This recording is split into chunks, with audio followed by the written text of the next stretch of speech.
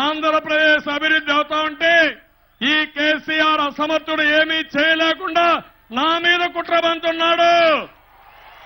హైదరాబాదు ఉమ్మడి రాజధాని, 10 సంవత్సరాలు ఉమ్మడి రాజధాని. మీకెంత హక్కు ఉందో నాకు అంతే హక్కు ఉంది. కబద్దారి ఈ విషయం మీరు గుర్తుపెట్టుకోవాల్సిన అవసరం ఉంది. ఎన్నికల సమయంలో అన్ని రాజకీయ పార్టీలు ఎన్నికల నియమావళికి కట్టుబడి ఉండాలి.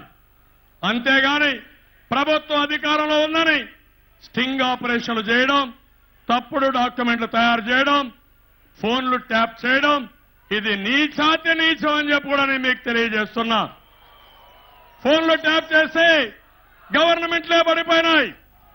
ఈ రోజు నేను ఒక వ్యక్తి కాదు, ఆంధ్రప్రదేశ్ ముఖ్యమంత్రిని, మీ గౌరవాన్ని కాపాడే ప్రతినిధిని.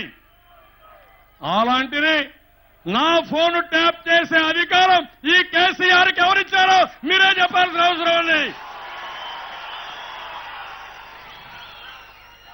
నేనేమైనా తెలంగాణలో ఈ కేసీఆర్కి సర్వెంట్ తమ్ముళ్ళని మిమ్మల్ని అడుగుతున్నా.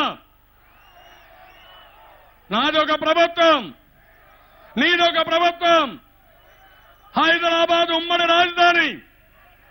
లా అండ్ ఆర్డర్ గవర్నర్ చేతిలో ఉండాలి. అలాంటిది మీరు మా మీద ఫోన్ ట్యాపింగ్లు చేసి ఫ్యాబ్రికేటెడ్ డాక్యుమెంట్స్ పెట్టుకొని నన్ను బెదిరించాలంటే నీ తరం కాదు. ఆ విషయం మీరు గుర్తుపెట్టుకోవాల్సిన అవసరం ఉంది. మీకు ఏసీబీ ఉంది, నాకు ఏసీబీ ఉంది. మీరు హైదరాబాద్ లో ఉన్నారు, నేను కూడా నా ఏసీబీ హైదరాబాద్ లోనే ఉంది. నీకు పోలీసులు ఉన్నారు, మాకు కూడా పోలీసులు హైదరాబాద్ లోనే ఉన్నారు. హైదరాబాద్ లో ఆంధ్ర వాళ్ళని తిడుతూ ప్రతిరోజు ఇష్టం వచ్చినట్టు ఆంధ్ర వాళ్ళ ఇండ్లు కూల్చేయడానికి పోయాడు ఈ పెద్ద మనిషి. నేను అడుగుతున్నా, మా ఫోన్లు ట్యాప్ చేసినప్పుడు సెక్షన్ 8 ఉంటే, అధికారాలు గవర్నర్కు ఉంటే, మా మీద పెత్తనం చెలాయించడానికి మీరెవరని నేను అడుగుతున్నా. ఈ రోజు నేను ఎన్నోసార్లు చెప్పాను, ఆంధ్రప్రదేశ్ రాష్ట్రంలో, తెలంగాణ రాష్ట్రంలో అందరూ తెలుగువారే ఉన్నారు. వీళ్ళకు వాళ్ళకు భేదాభిప్రాయాలు లేవు. కానీ రాజకీయ నాయకులు స్వార్థం కోసం, రాజకీయ లబ్ధి కోసం మన మధ్య చిచ్చు పెట్టారు. కావాలని సూటిపోటి మాటలు మాట్లాడారు, అవమానాలు చేశారు, ఇప్పుడు కూడా చేస్తూనే ఉన్నారు. ఇంకో పక్కన మీరు ఒకసారి చూస్తే టీఆర్ఎస్ పార్టీకి ఎన్నోసార్లు చెప్పాను, 2 రాష్ట్రాల్లో తెలుగువారే ఉన్నారు, 2 ప్రభుత్వాలు సహకరించుకుందాం, సమస్యలు పరిష్కారం చేసుకుందాం, కలిసిమెలిసి పనిచేద్దాం. రాజకీయాలు వేరే, ప్రభుత్వాలు వేరే, రాష్ట్రంలో ఉండే ప్రజానీకం ఒకటే. ఆ విషయం మీరు గుర్తుపెట్టుకోండి. మనం రాజకీయంగా పోరాడదాం.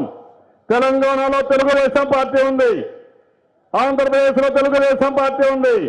ఇక్కడ మనం అధికారంలో ఉన్నాం, అక్కడ ప్రతిపక్షంలో నేనంటే తెలుగుదేశం పార్టీ ఇక్కడ ఉండకూడదని కక్షగట్టి పనిచేస్తారు.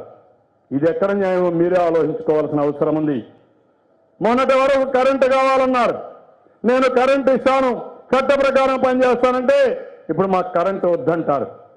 అంటే ఇష్టానుసారంగా ప్రవర్తించి నన్ను కూడా బ్లాక్మెయిల్ చేయాలని నిన్న జరిగిన సంఘటనలో ఆ హోమ్ మినిస్టర్ మాట్లాడతాడు, నా మీద కూడా కేసు పెడతామని. నేను ఒకటే చెప్తున్నా, నీతికి నిజాయితీకి మారు పేరు తెలుగుదేశం పార్టీ. 30 సంవత్సరాలుగా ఒక పద్ధతి ప్రకారం రాజకీయం చేశా. మీ మారిగా తప్పుడు రాజకీయాలు నేను ఎప్పుడూ చేయలేదు.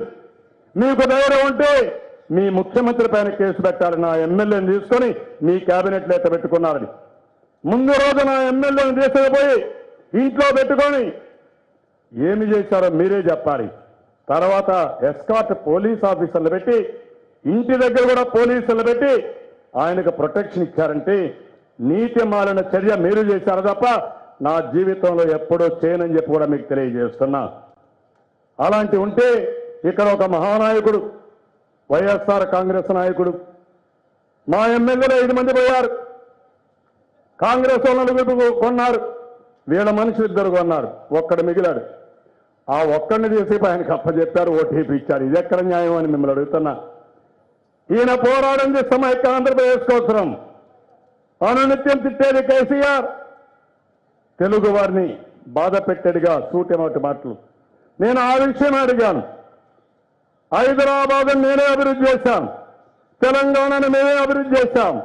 నీ కోసరం కాదు, తెలంగాణ ప్రజల కోసరం చేశాం. ఎన్టీఆర్ చేశాడు, తర్వాత నేను చేశాను. ఈరోజు తెలంగాణలో తెలుగుదేశం పార్టీ ఉంటుంది. ఎవరైతే బడుగు బలహీన వర్గాలకు రాజ్యాధికారం ఇచ్చాం, నేను సంపద సృష్టించాను. ఈ సంపద పేదవాళ్ళకు తీసుకుపోవడం, మీరు దుర్వినియోగం చేస్తే పోరాడడం మా బాధ్యత. నేను ఉంటానంటే దానిపైన నా మీద కూడా ఖర్చు కట్టి మాట్లాడుతున్నాడు ఒక ముఖ్యమంత్రిని కూడా లెక్క లేకుండా. వీటికి నేను భయపడను, మీకు తెలుసు. ఒకటే గుర్తుపెట్టుకోవాలి, బుల్లెట్ లాగా దూసకపోతాను తప్ప ఎవ్వరికి భయపడే సమస్య లేదు. తెలుగు జాతి కోసం పనిచేస్తాను, తెలుగు వాళ్ళ కోసం పనిచేస్తాను.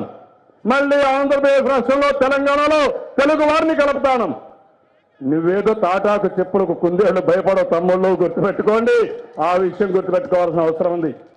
చరిత్రహీనులు కొంతమంది తయారయ్యారు. ఎవరైతే నిన్నటి వరకు సమైక్యం గురించి మాట్లాడిన వాళ్ళు, మీ ఎమ్మెల్యేలు కొంటే కూడా నువ్వు పోరాడకుండా మళ్ళీ ఎత్తటి ఒక ఎమ్మెల్యే దగ్గర ఓటీపీ ఇచ్చావంటే, నువ్వు నన్ను గురించి మాట్లాడుతున్నావంటే, 16 కేసుల్లో నిందితుడు నా అవినీతి గురించి మాట్లాడతాడు.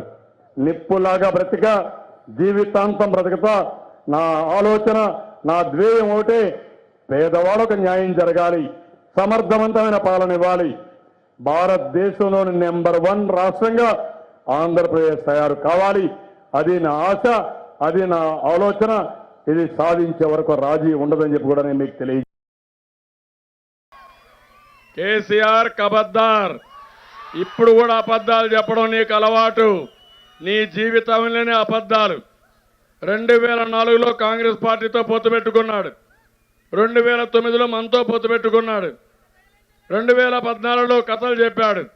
ఆయనకు తెలంగాణ రాష్ట్రం వస్తే ఈరోజు మన ఎమ్మెల్యేలు కొనుక్కొని, అందరిని కొనుక్కొని, ఈయనేదో పెద్ద మహానాయకుడు మారిగా మనల్ని శాసించే పరిస్థితికి వచ్చాడు. ఏం తమ్ముళ్ళు, మనల్ని తిట్టాడా లేదా మీరు చెప్పండి? తిట్టాడా? వల్గర్గా తిట్టాడా?